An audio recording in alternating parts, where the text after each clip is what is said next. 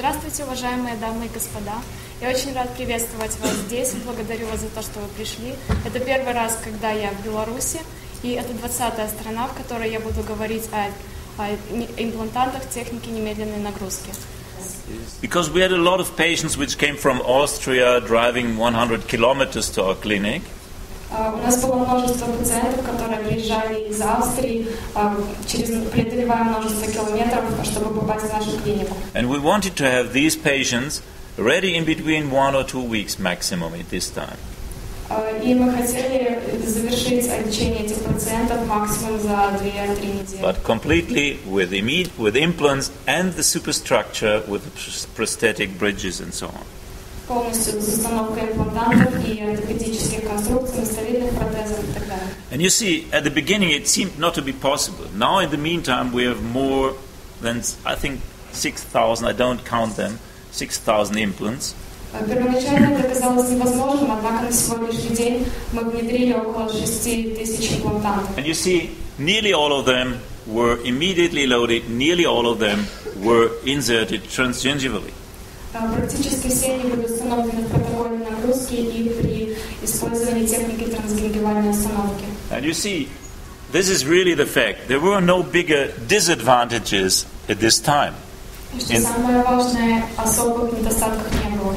I don't want to go to the results of this long study, but you see here, the overall success rate over the period of 9 years was about 95.7%.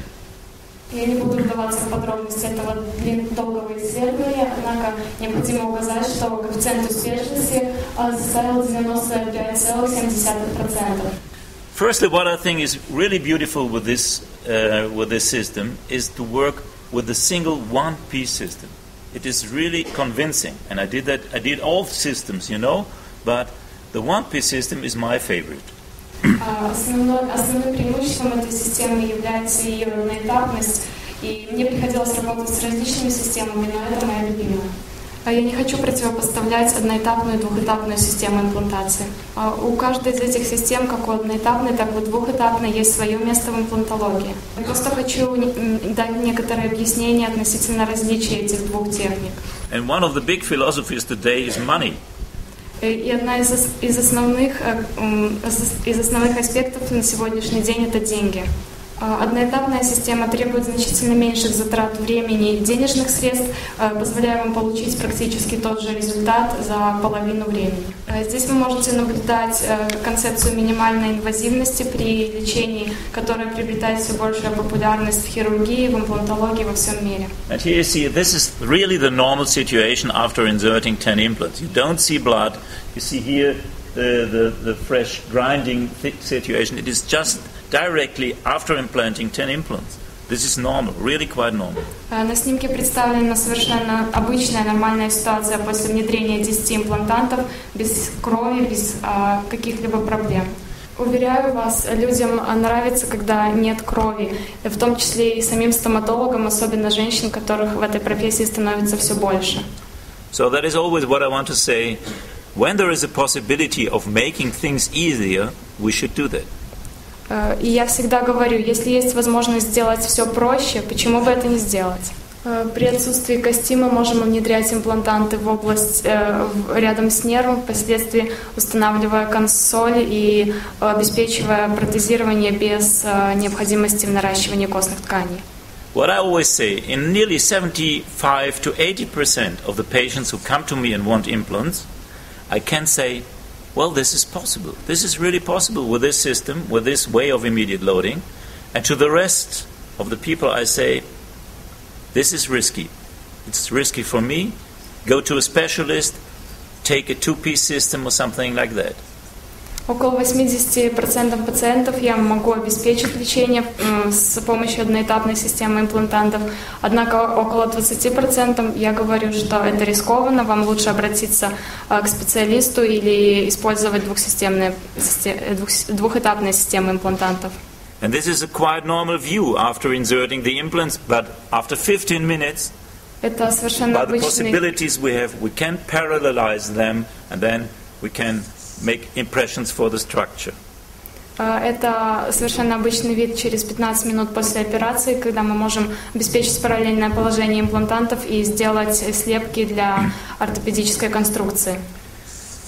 Существует около 4 аспектов, которые объясняют функционирование немедленной нагрузки. Во-первых, это компрессия или уплотнение кости. Второй — это безотлагательная иммобилизация, как было в случае с моим плечом.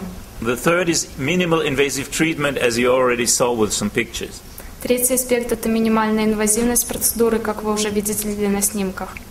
And the fourth is the time. Everything in the world is a question of time. И четвертое — это время. Все в этом мире только вопрос времени. And I have to explain this here. You see here, when you see the moment of implantation, this is here, and you see the course of the time, 180 days, nearly half a year. Момент имплантации и затем период времени продолжительностью около 100 дней.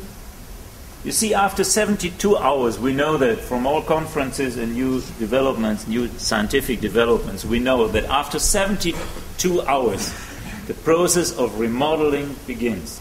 Мы знаем, что по прошествии 72 часов начинается процесс ремоделирования кости. И теперь у нас есть совершенные боры, которые проходят в кость, проходят через кость как сквозь масло. And this is the whole tray I'm working with. Это полный лоток инструментов, с которыми я работаю. And then I can decide whether I can correct it later on. Я могу определить, насколько были внедрены имплантанты, и впоследствии провести коррекцию. Многие меня спрашивают, что происходит в случае достижения верхней челюстной пазухи, каким образом она реагирует. And I say nearly 99-98% of the cases the gingiva doesn't react. И необходимо отметить, что 98-99. Что в около 98-99% пазуха не реагирует никоим образом на... Even Brandemark had a lecture about this observation about that 15 years ago, and he said at these times when the sinus is penetrated with only with about 1 or 2 millimeter with the implant, really nothing happened. He had a long study about that. Сам Брандемарк делал некоторые наблюдения относительно этого несколько лет назад, и он пришел к выводу, что при внедрении имплантанта где-то на 2 мм в верхнюю челюстную пазуху какой-либо реакции не наблюдается. See, this was the case we did about 4 or 5 years ago. Plastic templates with metal balls. Это случай, который мы отреставрировали около 3-4-5 лет назад. Пластмассовый шаблон с металлическими головками. You see here, there's a little bit of flabby ridge. It's a little bit moving gingiva. Небольшой сдвиг десны. Then again, after that, first drill testing whether you have reached the other compactor, whether the bone is okay. Затем проверяем, достигли ли мы компактной кости и в порядке ли она. Then widening screw. Use the widening screw slowly to test the reaction of the bone. Затем мы медленно вводим расширяющий винт, чтобы проверить реакцию кости. Immediately from the first moment on, you know whether it is a hard or it is a soft bone. И с самого начала вы понимаете, твердая это кость или размягченная. Here the KO is a bendable implant with bending neck to the right position. Это сгибаемый имплантант, который допускает сгибание шейки в правильное положение. It's a very small neck. Это очень маленькая шейка. I use that today very often in the front parts of the upper jaw. И сегодня я очень часто использую такие имплантанты во фронтальном отделе верхней челюсти. You see insertion with a motor.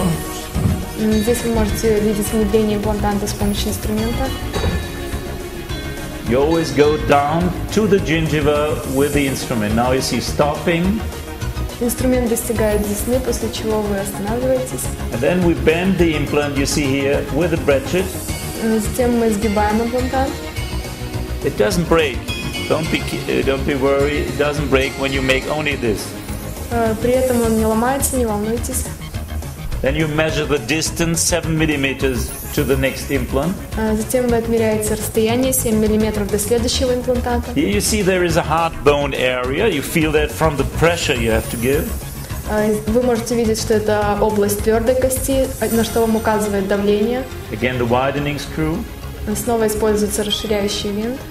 The new drills are much better. This was the old generation. The new drills go inside the bone as if you go through butter. Здесь показаны старые поколения боров, новые гораздо лучше, они проходят сквозь кость, как сквозь масло. And it is necessary to go with the abutment a little bit below the surface. Необходимо установить абатмент несколько ниже. Again, the situation following the structure of the bone, you have such a direction. Опять ситуация, когда вы повторяете структуру кости, выбираете такого рода направление. And later on you can parallelize it by bending or by adapters. Впоследствии можете обеспечить параллельность имплантанта за счет адаптера или путем сгибания. See the situation after 2 screws, and now the third is here. Вот 2 установленных винта, и теперь внедряется третий. Region 1-3. Область 1-3. 15 millimeters depth.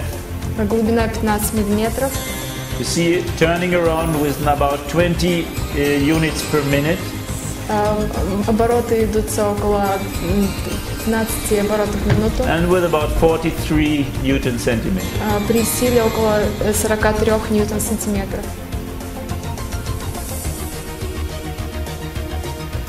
It is better to make the last turnaround with your fingers so that you feel the resistance a little bit better. Последний оборот лучше делать пальцами, чтобы лучше прочувствовать сопротивление.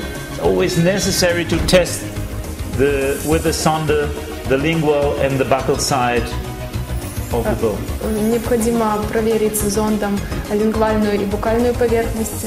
And it's necessary to test with your finger at the buccal or the lingual side whether something is moving. When you see that something is moving, when the periosteum is moving, then the screw is outside a little bit too much. Необходимо протестировать на наличие подвижности, например, неподвижная ли надкостница. Here the bleeding point in the near of the sinus. Это точка кровотечения в области в непосредственной близости к верхнечелюстной пазухе. The sinus, you see the direction is a little bit more passing the sinus to this area. Мы хотим обойти верхнечелюстную пазуху, что можно здесь Again, видеть. testing the resistance Опять проверка сопротивляемости of the bone. Кости. Then the widening screw again. Затем вновь используется расширяющий винт. This time with a ratchet. На этот раз он вводится при помощи ключа. The ratchet has a torque control as well. С контролем момента вращения. You see, here in this area is forbidden to bend, and therefore we take a pre-angulated screw. В этой области запрещено сгибать имплантант, таким образом мы выбираем заранее согнутый имплантант. Because in the area of the sinus, the bone is very weak, and when you are bending, you're making a destruction of the bone. Кость в области верхнечелюстной пазухи очень слабая, и осуществляя сгибание, вы можете вызвать повреждение кости. With the last turnaround of the pre-angulated implant, you are defining the weight. This is the model. Это модель. Situation after 3 days. Ситуация по прошествии 3 дней. Nearly no swellings, no bleedings, no infection. Никаких опухолей, никакого кровотечения, никакой инфекции. Testing of the frame. Примерка каркаса. Looking whether there are impressions, whether there's too much impression onto the gingiva. Проверка, не приходится ли на десны слишком много давления. Then the definite cement. Затем используется окончательный цемент. Panavia, Smart Cem, iCem, there are a lot of new, very good cements. Различные марки цементов, iCem. And the situation, you see that directly after inserting. Ситуация непосредственно после установки имплантата.